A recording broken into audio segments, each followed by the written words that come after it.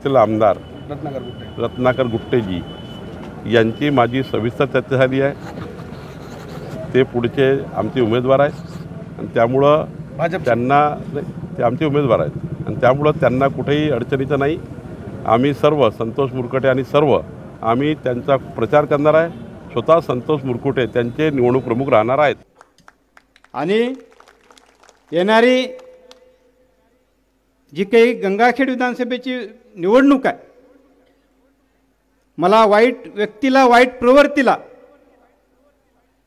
गंगाखेड विधानसभेचं भविष्यातलं नेतृत्व होऊ द्यायचं नाही। त्याच्यासाठी तुम्हाला मी आजच्या माझ्या वाढदिवसानिमित्त सांगतो, कुठल्याही परिणामाची चिंता न करता गंगाखेडच्या तुमच्यासाठी, गोरगरीब जनतेसाठी, ज्याच्यावर अन्याय व्हायला त्याच्यासाठी मी येणारी विधानसभा 2024 निवडणूक लढवणार आहे।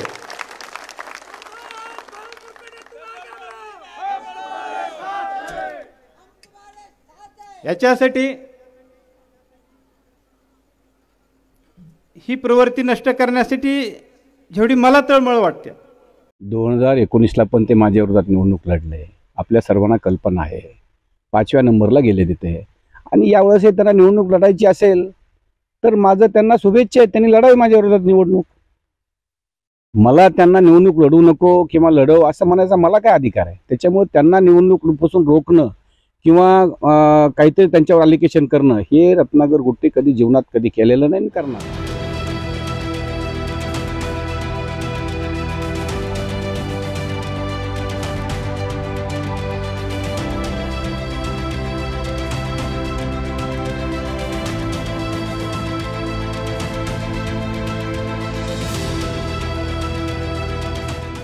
परभणीत महायुतीमध्ये कुठेतरी बिघाडी होण्याची दाट शक्यता या ठिकाणी निर्माण झालेली आहे।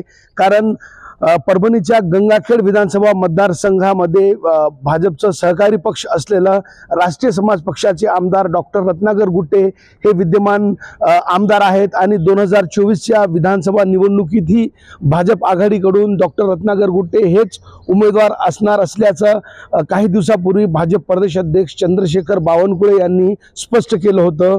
मात्र भाजपचे ग्रामीण जिल्हा अध्यक्ष संतोष मुरकुटे यांनी कुण्याही परिस्थितीत या ठिकाणी गंगाखेडची विधानसभा निवडणूक लढणार असल्याचं विधान केल्यानंतर अनेकांच्या या ठिकाणी भुवया उंचावलेल्या आहेत।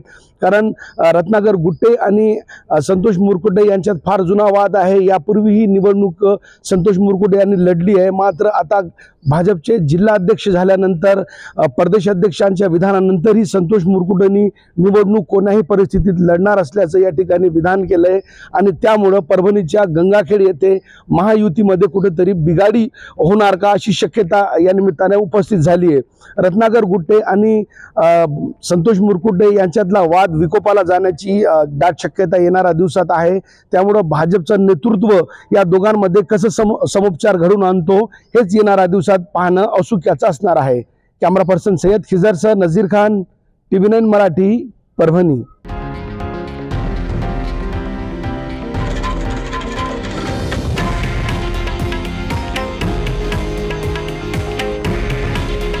हे आहे देशातील नंबर 1 न्यूज नेटवर्क आणि आपण पाहत आहात TV9 मराठी। काळजी तुमची, हित महाराष्ट्राचं।